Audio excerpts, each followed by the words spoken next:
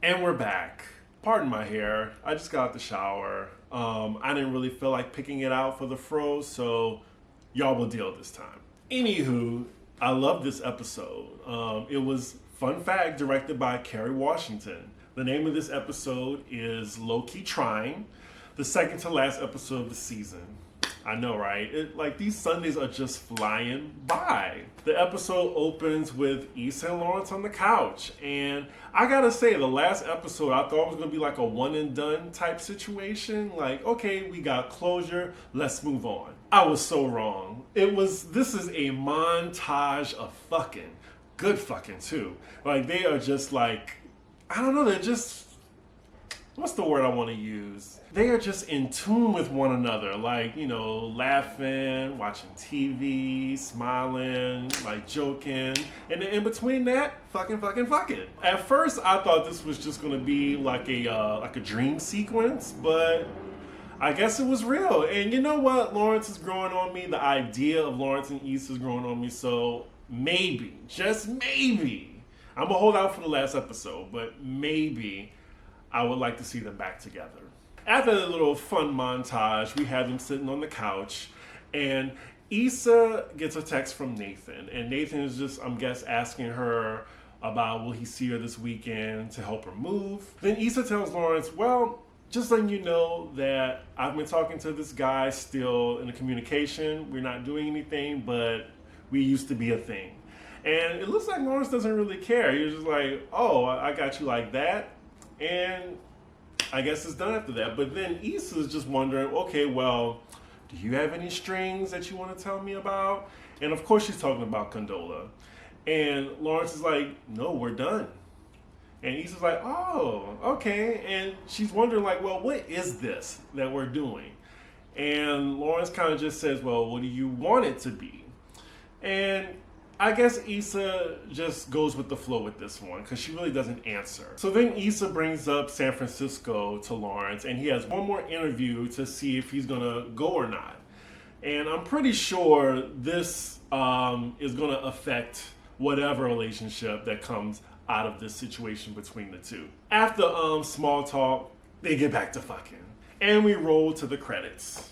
The next scene, we're at Molly's therapist's office, and it looks like she, from her episode from the vacation, that she got in contact with her therapist. She's talking about how tense she is, how stressed she is, the anxiety that her relationship brings. It's the longest relationship she's ever had.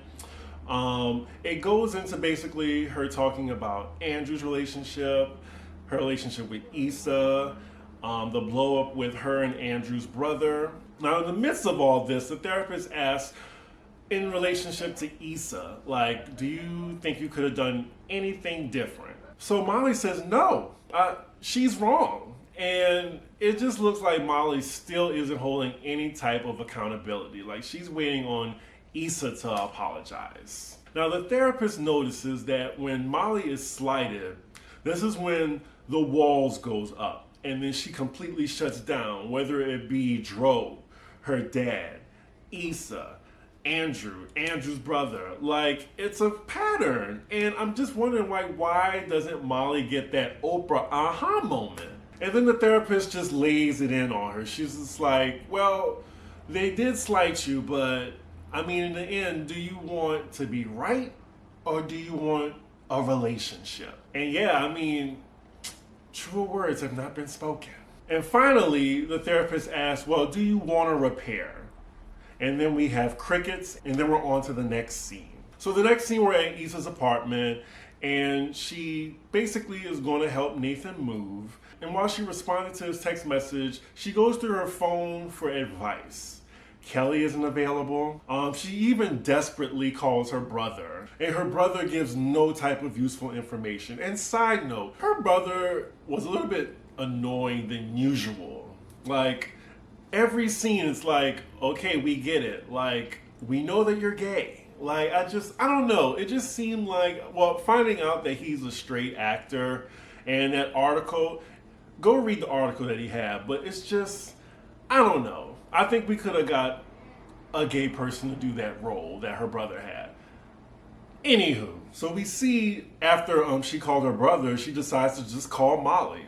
And she tells Molly, oh yeah, hey girl, I want to talk. And, me and Lawrence got back together, and I feel like I can't discuss it with anybody but with my best friend. And that's when Molly pops off. Nigga, that's why you called me? You the same messy ass, using ass. And then we get to the dream sequence. And that's what she thinks Molly's going to do, which I can totally see. So this does mean that Issa's a little bit self-aware of how Molly is viewing her right now. And I'm not sure if I could say the same for Molly. This does inspire her to make the first move and call Molly to meet up with her to talk. So she leaves a voicemail, and then Molly gets it, and then she agrees. Now we're at the place. Now before I get into that, this place right here, I forgot the name of it, begins with a P, but I've been here before on a date when I went to LA the last time. It was a lunkhead that I went to a date with.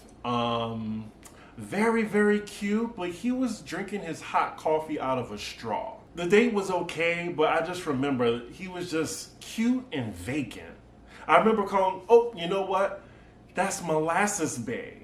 And then I'm thinking of this just as I'm filming this. His name was Molasses Bay because he was nice, he was sweet, but he was slow as molasses. Anywho, so Issa gets to the brunch spot first. She's very nervous, clearly, and when Molly arrives, she's super awkward. It's a tense situation, but then Issa's asking, oh, like, how you been? The vacation looked fun. The conversation is just real light and surface, and it looks like Issa is the one guiding the conversation. Like, I was hoping for Molly to just, bring up the situation, because it looks like Issa didn't want to. Now, what I got from this, there's two different sides. Like, who do y'all think should have brought up the situation? Like, I feel like Molly didn't meet Issa halfway. She just expected Issa to do everything, like apologize or whatever, say she's sorry. But I feel like they both are wrong in a sense. And we'll see sooner in the episode that each had a different perspective of how that brunch went. So they're laughing and joking. Issa even brings up the those DC hoes that stood her up in that last episode. And it looks like, they're getting along. And afterward, Issa even covers the check. But after this whole thing, they did not bring up the situation. And I was hoping, okay, well, if they want closure on this situation, they got to bring it up. I was hoping Issa would bring it up, but Molly didn't bring it up either. I was especially expecting Molly to do this, and she was the one that was so bothered by it. I don't know. They've been friends for 10 plus years, and they just can't lay it all out there.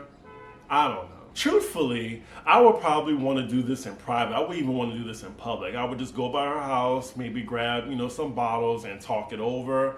Like, 10 years? Now, I'm assuming, I heard that their friendship was over a decade, so I'm just assuming, but if I had a friendship for 10 years, I'm not going to throw it away over, passive-aggressive shit. So the next scene, we're at Andrew's, and Molly comes back from brunch with Issa, and she tells him how it went. She said, yeah, it was just real surface, superficial. And he was just like, well, did you bring it up? She was like, no, it seemed like she wasn't going to bring it up, so I didn't. And he was like, well, you think you maybe could have met her halfway? I mean, she did invite her to brunch and just started the conversation. She was like, no, I didn't do anything wrong. And Andrew, bless his heart, he's trying to just nudge Molly in the right direction, but she's not here for it. And I thought therapy was working, but clearly it's not. So they're watching this Finding LaToya documentary. I'm hoping we get a conclusion to that in the next episode. But anyway, it looks like Andrew's brother Victor wants a peace offering with Molly, and he invites both her and Andrew for courtside seats at a basketball game. Molly ain't here for it. She's still angry about it, and rightfully so, but I'm trying to think what's the time span, because if weeks went by, it's still his brother. Andrew said that his brother was sorry about it, so I don't know. I just think that she's gonna have to see his brother again if they're gonna be dating. So why isn't she open to it? I don't know. Do y'all agree? Let me know in the comments. So the next scene, we see Issa. She's working on her next event. She has her assistant with her. Really funny dialogue between the two. And then she gets a call from Lawrence. She's telling Lawrence about her experience with the brunch with Molly. And Issa's perspective was, it's going in the right direction. She's hopeful, it went good. And she says she missed Molly. But it looks like she didn't bring it up because it seemed like Molly didn't want to talk about it, and she knows how Molly is, so she wanted to give her time. Again, we have a disconnect. And we also find out that Lawrence's job interview went really well, so it might be a likely chance that he's moving to San Francisco. I'm also feeling Issa and Lawrence's dynamic, like it looks like she's really feeling him. So the next scene, we're at Nathan's house where she's going to help him pack. While she's going into his apartment, she's practicing like how she's going to greet him awkwardly, because I'm guessing she's going to have to say like, well, I'm back talking to my ex right now, just letting you know. So of course, in awkward black girl fashion, it's very awkward between her and Nathan, how she greeted him. Nathan is being very flirtatious, and when Issa gets a wind of it, she said, well, just letting you know, I've been talking to my ex again, and we're seeing, where this goes. And I applaud her for being honest. But then Nathan starts making hella passive-aggressive comments. First he says, oh, the one you cheated on? And then he says, oh, I thought you were over him. And then lastly, he insulted Lawrence, saying he better get his shit together. And then, of course, Issa wasn't having it. And she brought up, well, at least he knew the words to say to me instead of ghosting me. And then that's when Nathan catches offense, and he said, I just didn't disappear. Like, I was going through shit. And then we find out that Nathan was diagnosed as bipolar. Now, that is extremely unfortunate. But like I said, I am a cynic, and I'm just wondering, why would he pick this time to let Issa know about that? Like, I feel bad for him that he was going through that, but he could have told her that at some point, especially a person that you definitely want in your life. But anywho, when he brings this up, Issa's very apologetic. He says that Issa is one of the people that he wants in his life. He appreciates her, and then I guess they're good after that. And after this, they're headed to Andrew's. So we're at Andrew's place, and Molly comes over with takeout. He tells her that he had a really fun time with his brother at the basketball game, and he's just wishing that she decided to come. He also lets her know that he's frustrated because he's like, well, are you going to be mad at my brother forever? Because he's my brother. You're going to have to see him at some point. And then Molly's like, well, I'm not sure why you want to make me feel uncomfortable right now, because I'm not comfortable with seeing him. And they're about to get into it, but in walks Issa and Nathan as they're finishing helping him pack. There's a little awkwardness or whatever, but Molly actually invites them to stay for dinner. So they decide to stay, and everything is going fine. They're talking and laughing, and Issa and Molly's doing good. Like, it's just when they are on, they're on. Like, I love them as friends, so I'm just wondering why they can't just get it together. So Issa also brings up this drinking game where you have to guess the celebrity's height. I might have to steal that. That sounds like a fun idea. I'm going to do that at the next function. Molly's really reluctant to participate, but she decides to play along anyway. So Andrew leaves the room for a sec, and then Molly texts him, see, I'm trying. Unfortunately, Molly sends that to Issa by accident.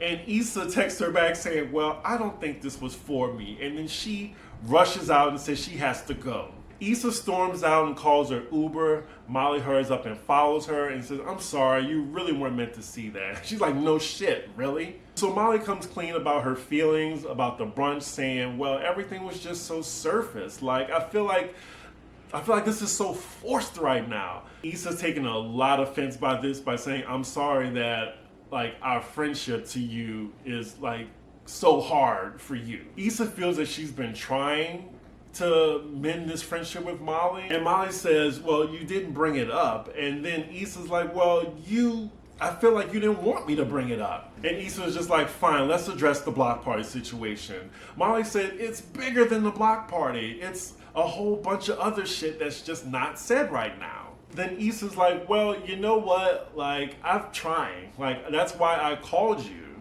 That's why I tried to initiate something, but I can't do everything. You have to, like, meet me halfway. That's what I got from the situation. Like, you can't put this all on Issa to make it work, Molly. Like Issa is wrong, and I feel like Issa is trying, but yeah. So as Issa says that she can't be the only one to make this work, Molly responds by saying, well, who you are now and who I am now maybe just don't fit. And that was kind of like the boom trigger moment to Issa. That's all she needed, was just like, okay, wow. And pause. I just want to say that I had this similar situation with a friend, the one that I was supposed to move to New York with, and she told me as we were moving, you know what, I think we were just friends out of convenience. And I gotta say, that is the exact feeling I had when Molly told that to Issa. Like, me and my friend, we were friends for 4 years in Atlanta, and that really hurt to hear her say that to me. So I can imagine how Issa felt in that moment. Yeah, so Issa's basically like, okay, bet. And Molly's like, well, is that all you have to say? Okay to that? And Issa looks like she's done. So Molly's just like, okay, well, yeah, I guess that's it. So Issa hops into her Lyft and drives off, and then Molly goes back into the house, and that's where the episode ended. Now, I gotta say, this was a really good episode. I didn't feel it was short. I felt satisfied after this ending. Yeah, I'm not gonna say fuck Molly, but damn, Molly, like, I really want the best for her, but she's not learning. I thought the therapy would help, but she still is not accountable for anything. She's not taking any type of accountability, and it's driving me crazy. I'm sorry, y'all. I'm Team Issa on this one. Now, you let me know in the comments who you are for, but right now, I think Molly is, like, really making it hard for them to be friends again. And maybe Molly don't want to be friends anymore, and that's fine too. But yeah, well done, Kerry Washington, on directing this episode. The acting was great. And like I said, I think Yvonne Orji needs to get some type of award, Emmy for Best Supporting, because how I feel about Molly right now is strong. She is playing that character. I'm glad people are differentiating the actress from the character right now, because Molly is on some bullshit. So my only qualm with this episode is, where's the rest of the cast? Like, where's Tiffany? Where's Kelly? Like, are they doing anything? You know, like, I don't know. I was just hoping that they would shine somebody on the supporting characters. We got one episode left, so we shall see. My prediction is that Andrew and Molly are going to break up eventually. It's inevitable. And then after that, Molly's not going to have anybody. And that's when she's going to go crawling back to Issa. Or maybe she won't, but I feel like Molly's going to be alone on this one. And I also think that Lawrence is going to go to San Francisco. Maybe Issa go with him? Well, no, because Issa's doing events in LA. She won't go with him.